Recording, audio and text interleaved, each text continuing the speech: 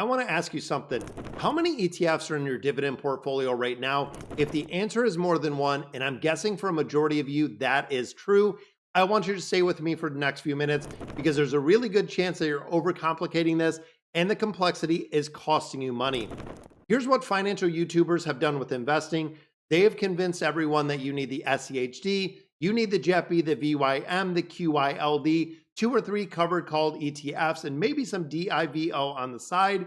And that is not a portfolio, that is anxiety in a brokerage account. Because here's the truth no one wants to say out loud.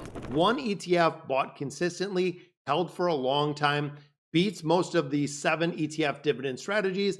And today I want to show you exactly which one and why.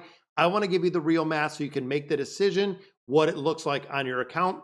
So let's go ahead and get into it. Now let's start with the myth itself. The myth is that building a great dividend income portfolio requires a mix of ETFs. You have some yield, some growth, some for monthly income, some for that downside protection. And I get it. It sounds sophisticated. It sounds like what you're doing and really rattling off and having 7 different tickers in there, explaining why everyone explains and really belongs in that mix. But here's what actually happens to people with that portfolio. They end up with about a 50 to 70% overlap. Most dividend ETFs hold a lot of the same underlying stock. So you think you're having diversification, but you're just paying multiple expense ratios to own the exact same companies in a different ETF. And then every time one of those ETF has a bad quarter, you might start second guessing that. You might swap some of that JEPI for the JEPQ. You might add in or subtract some of that VYM. And now you're not investing anymore. You are trying to manage your portfolio, and managing it takes time, can create taxable events, and almost leads to the worst outcome than you have ever seen versus just staying put. Now, the data is pretty clear. The more decisions an investor has to make, the worse the returns tend to be. It's called decision fatigue, and it's one of the most expensive things when it comes to investing in personal finance. The investor who just bought one solid ETF, caught it and kept it quietly for the next 30 years, outperformed the investors that spent year after year after year optimizing that 7 ETF income portfolio every single time. And I've seen it.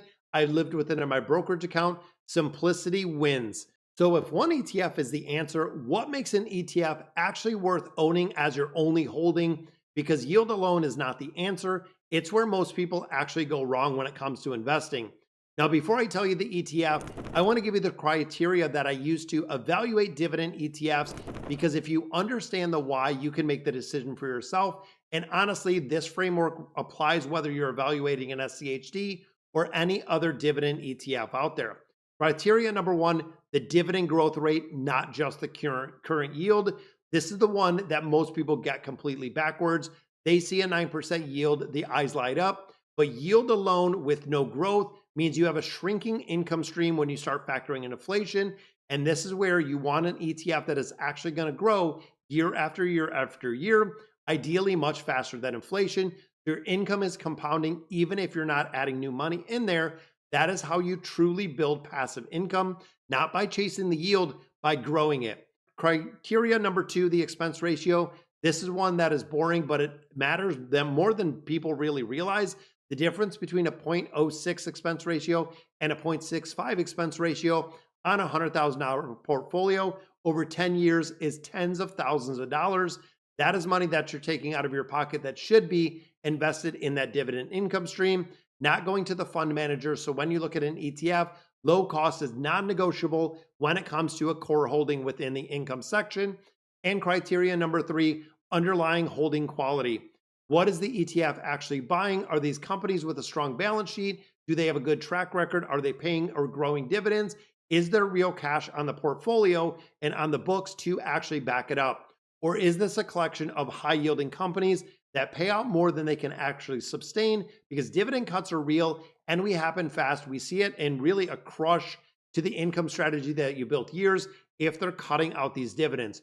So dividend growth rate, expense ratio, holdings quantity. One ETF checks all of 3 of these boxes better than anyone else that we found in the space, and it has the track record to break it up. Now that ETF, of course, is the SCHD, the Schwab US Dividend Equity ETF. It is the gold standard when it comes to dividend investing, and there's a reason, because I want to walk you through the exact numbers on why Every single one of these criteria are checked, not with opinions, but with actual numbers. So on the dividend growth side, SCHD has a compounded dividend of around 13% annually since 2011. Over the last 5 years, it sits around 11% per year. Think about that, what it means in practice. If you're collecting $3,000 a year in dividends from the SCHD now, an 11% annual dividend growth means it comes roughly 8,500 10 years from now without you adding another dollar. That is the compounding income machine that people are trying to build with 5 different ETFs when they don't have to do it.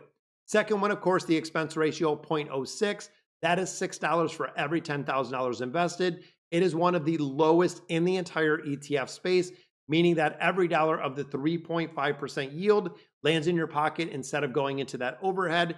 And of course, when you start looking at scale, 50, 100, 200, even $500,000 in a single position, that is a game changer when you look at the expense ratio. Then we look at the holdings quality. This is where the SCHD is genuinely different than a majority of the dividend ETFs. It doesn't just screen for yield, it screens for dividend history, balance sheet, cash flow, which is super important, and current yield all at once. Most dividend ETFs pick one, maybe even two of these filters. The SCHD uses all of them. Now, this screening is the exact reason why in 2022, where the VOO dropped 18%, majority of the growth ETFs were down 30%. The SCHD just declined 3%. This is the protection you're looking for, or the value when you look at the downside and making sure the income is going to be the upside. Now, that combination is pretty rare. And here's something that is definitely worth knowing.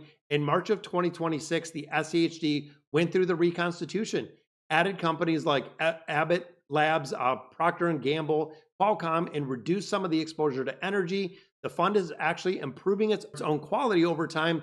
This is a feature, not a bug. This is so your portfolio manager, and you don't have to do this. So let's talk about the real numbers that everyone wants to see. What does a single SCHD position actually produce over time? I want to run you through 3 scenarios, and I want you to choose one of these and think of it yourself. Starting with $10,000 invested in the SCHD today, 3.45% current yield. That's about $345 in your dividends in the first year. Not life-changing by any means, but this is where it gets interesting. If you invest those dividends in SCHD, continues to grow at that 11%, which is the historic rate, after 20 years, that $10,000 position is now generating over $2,000 in dividend income without ever adding another dollar. The snowball is real. Most people never see it because they quit too early or they move their money out. Now, starting with $50,000 in the SCHD, now you're collecting $1,700 in dividends, reinvesting with that same 11%. You're looking at over $10,000 a year in dividends after 20 years from one single $50,000 contribution. That is a real income stream. That is groceries, that is utilities, that is a car payment coming in every single year from one single ETF that you set up and you never touched it again. Then when we look at $100,000 invested, first income is around $3,450 a year. At 20 years, you are approaching $20,000 annually in dividend income from that same one position. That is an argument for really simplicity right there. One ETF, one position, one contribution built over time. And remember, this is the factor that you never made any additional contributions. If you're adding $50, even $1,000 a month on top of this, the numbers are going to compound even faster. Now I know what you're all thinking right now. What about JEPI? It's paying 7 to 9% yield. That is double what the SCHD is paying. And why wouldn't I use that? And the answer that directly is a legitimate question. It deserves a legitimate answer. When you look at JEPI, it's a great ETF. And I'm not here to tell you it's bad. I'm not here to tell you you shouldn't use it. But JEPI and SCHD are solving 2 completely different problems. JEPI uses a covered call strategy, driving that high income yield we're seeing right now. The trade-off is you give off and really give back a significant portion of price appreciation and dividend growth over time. You're getting income today, and if you're already in retirement and you need cash flow, JEPI is going to make a lot of sense. That is going to fill the part that you need. But if you're 25, 35, 45, even 55, and you're building towards that passive income during retirement, your goal is to have 2,000, 3,000, or even more automatically coming in for 10 to 15 years from now.